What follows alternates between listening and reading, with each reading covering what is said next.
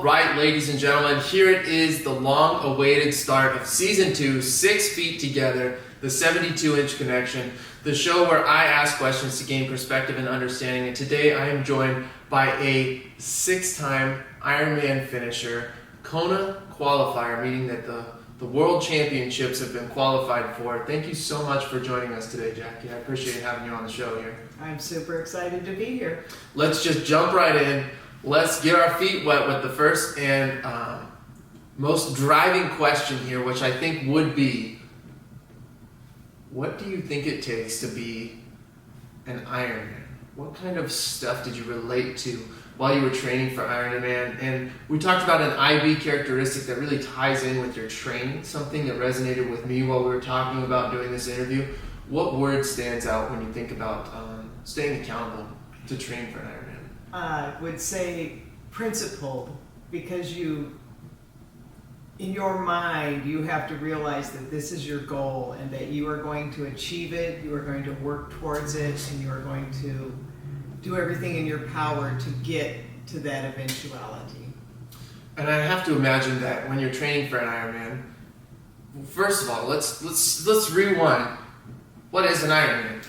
An Ironman is a triathlon, and it's 140.6 miles, a 2.4 mile swim, a 112 mile bike ride, and then a marathon, which is 26.2 miles. And you do this all in one day? Yes.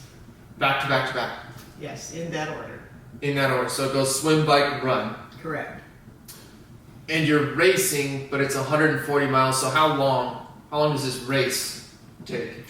Well, it'll take a professional male around 8 hours, female around 9, and it takes me around 13 to 14, depending on my training and the day I'm having. 13 to 14 hours, and the day you're having, as you said, because we know that some days you wake up and you're really feeling it, and some days you're not. And I have to imagine when we talk about being principled, that's kind of how your character trait really ties in, is some days you don't really wake up and want to work out, but what kind of workouts were you doing preparing for this? I worked out 7 days a week. I had a swim day 4 days a week. I did a lot of bike training, and I'd have to do what's called a brick. So you ride your bike for 2 or 3 hours, and you get off the bike and start running to, so you're simulating the race day. Mm-hmm.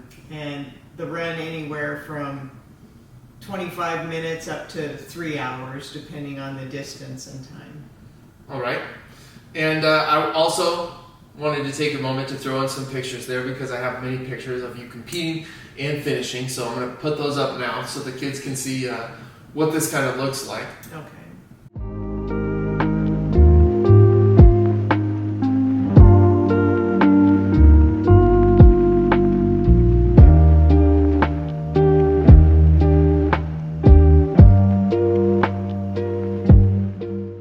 And now I'd like to move into the next question. We're going to branch away. In case you guys haven't figured it out yet, this is my mother, or as I like to call her, Mama Hurst. I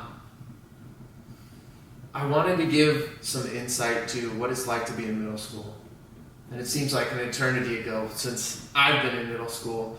But what do you think one of the hardest parts as a parent was having a middle school student? What was the hardest part about me going through middle school? I've been thinking a lot about this, and I think the hardest part was elementary school. I felt like I was still your mom and there to take care of you. But once you branched into middle school, I feel like I had to start letting you find out who you were and make your own mistakes and suffer consequences on your own. And it was heartbreaking, because I wanted to fix everything for you, but I understood that you were becoming an adult and you were learning how to deal with your life and the impact that other students, teachers, everything had on your life, and the responsibility that you had to make good choices. I remember very much so, and it's something, if any students, parents have contacted me, you guys have probably learned, I would not necessarily get in trouble, but my grades weren't also, tipping the scale there at the top end. And if I had a problem with my teachers, you would say, you contact them. That's really, in elementary school, you would go and help me, fight my battles. And in middle school, it was, hey, if you have a problem with this teacher or a problem with your grade, you need to go contact them because it's not my job anymore, it's your job. And then, of course, pending however the teacher followed up with me, I would relay the information, and then it really became my responsibility to become accountable. Absolutely. My own grades. Absolutely. And I was super proud of you and your sister for being so well spoken with adults. And other adults would tell me, your kids are so confident around adults and they make eye contact and they engage, and I was very proud that you learned that lesson early on in middle school. Yeah, well, thank you. And then my final question to just wrap it up here. In middle school, I think I wanted to be a marine biologist. I'm pretty sure that that's what I was set on, between marine biology and also being pulled in a direction of law enforcement to follow in my father's footsteps. What did you see for my future? You knew me in middle school. I had the Justin Bieber haircut. I had the hair down to here. I remember it very well. Long bleach blonde hair. I wore shorts to school every day because it was middle school. Occasionally wore a jacket. I wore the same 5 shirts on the same 5 days of the week. How did you see my future unfolding? Is that something you thought about? Did you think where I would ever end up? Did you think I would ever end up being a PE teacher? I have thought a lot about that since we talked about this interview, and the first thing I would like to say is that I always knew that you would be successful in any endeavor that you attempted.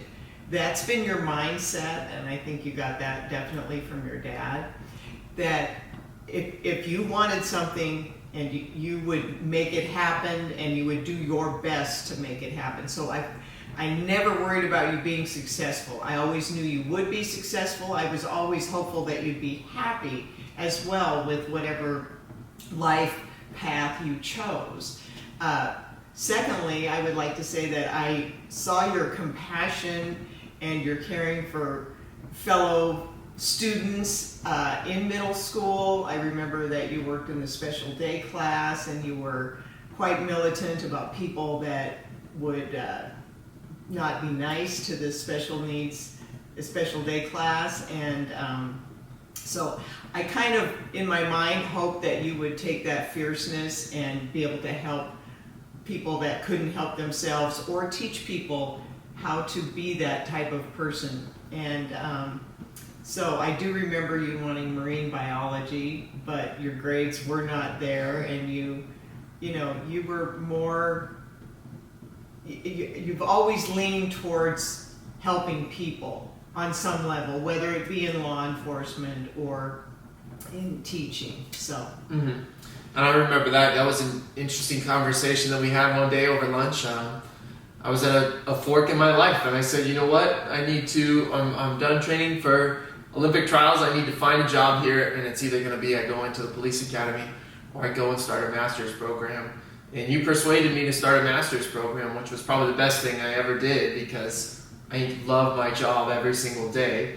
And I think maybe a week later I applied to go to school to get my master's in my teaching credential, and 2 years later I finished my master's in my teaching credential, and now 3 years later here I am at Sika teaching and creating videos. So yeah.